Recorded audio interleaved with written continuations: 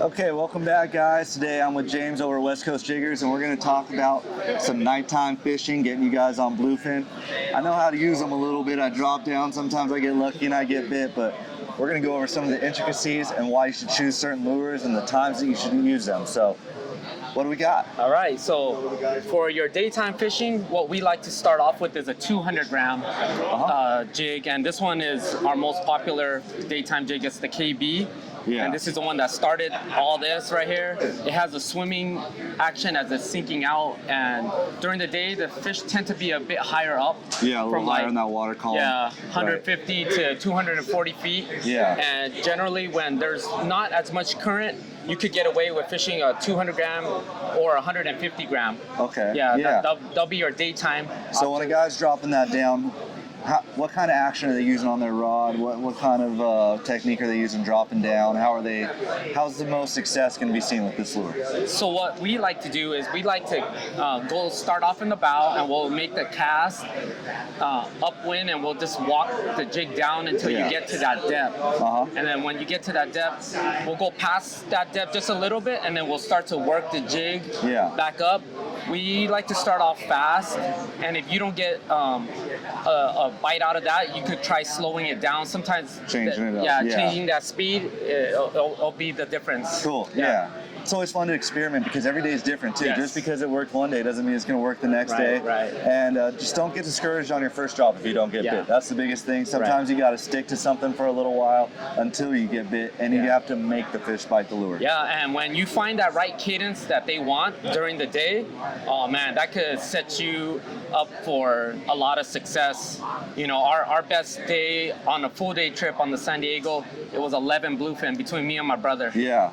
That's a full day trip. Yeah, so, that's a lot of bites right there.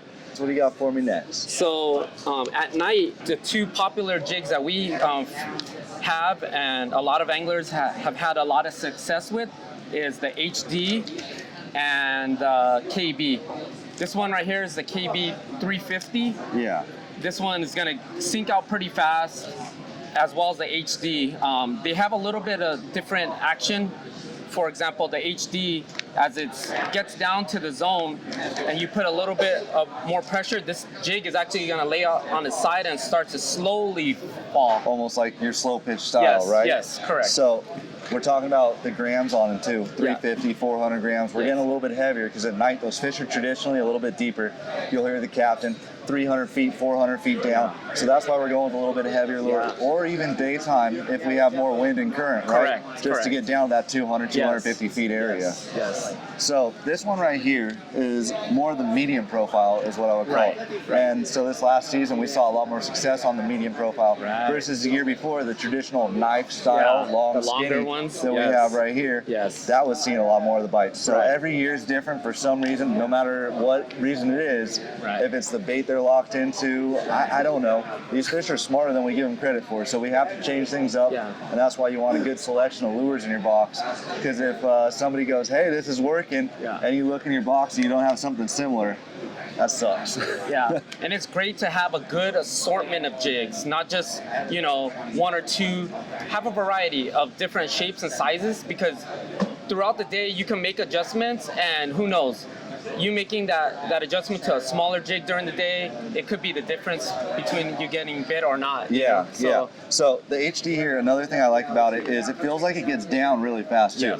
So sometimes those fish are only coming through for one pass, and it's the first 5 guys down. So to get down to 400 feet, this profile just seems to sink really well and get down there. And when I've used this, Alex, one of our deckhands, loves West Coast Jiggerz, swears by these guys. I grab his rods sometimes.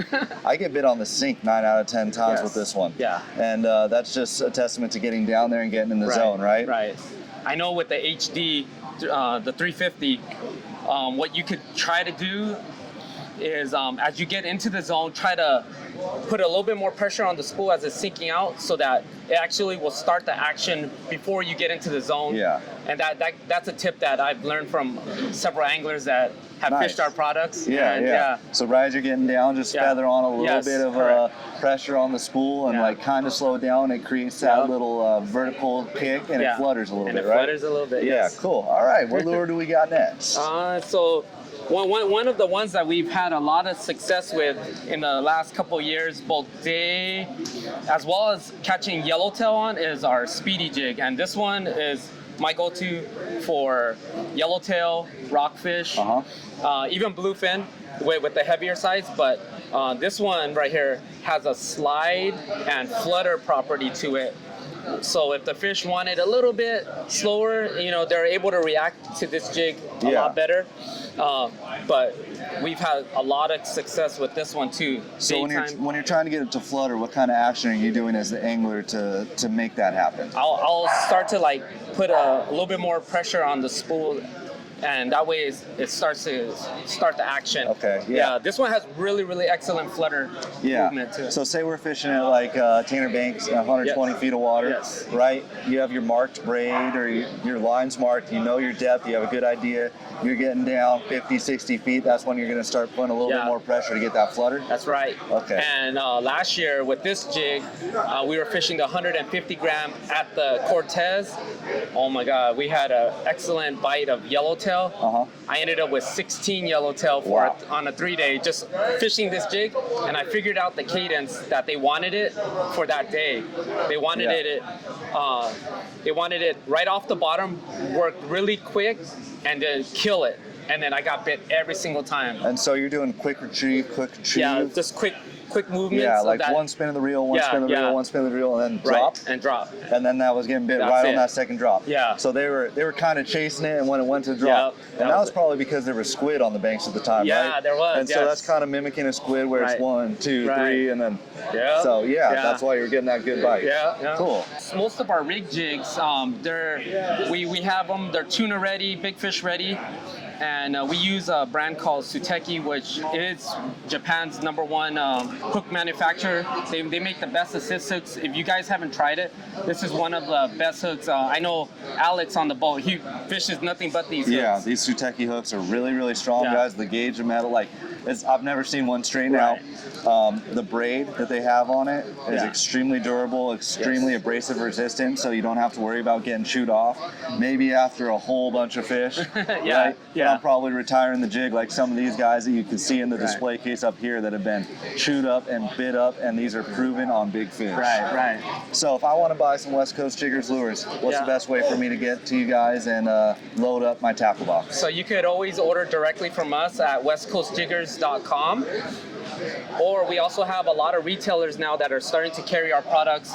Fisherman's Landing, Bob Sands, Hogan's. There's several stores that are carrying our products. Nice. I mean, this is a proven product. We've seen it on our boat time and time again with Alex. So now that I got you, a big topic that we have is colors. Do you think the colors matter? Honestly, at night, I don't feel like it matters. I know, like, my go-to during the day are more brighter colors. I like the pinks. Yeah. I like the chartreuse. Okay. Or even just the plain silver. Yeah. But to me, color doesn't matter as much, but I'm sure there's certain times of the day where it stands out a little bit more. Right. And that's where I think. And there's times when the red crab moves in and people swear you have to use a red lure, red yo-yo, red whatever, and red's gonna get bit. So if you believe it, it works, right? Yeah.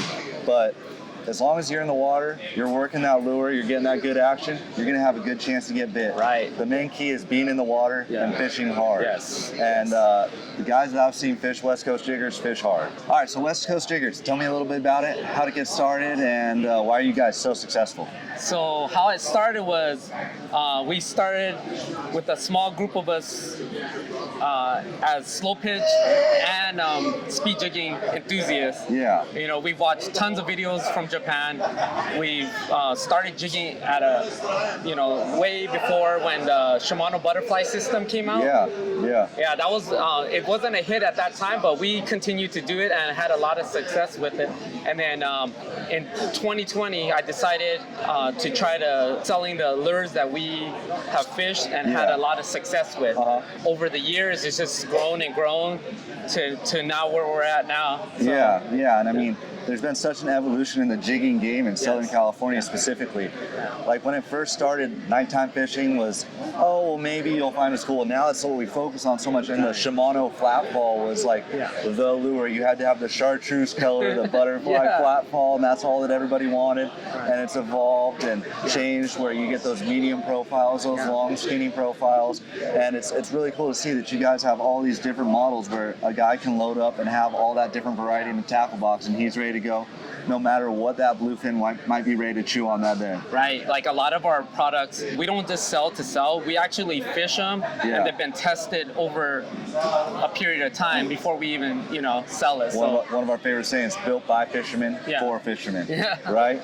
So it makes a difference having a guy that uses his product, tests his, and he believes in it. Yes. You guys do charters, you guys do everything where you're using your product and you're showing the success to others and growing the brand. Yeah, like I enjoy teaching people the technique because it's another tool in an angler's arsenal to catch fish. Yeah. I mean, and there's just some days where they will not bite a sardine, right?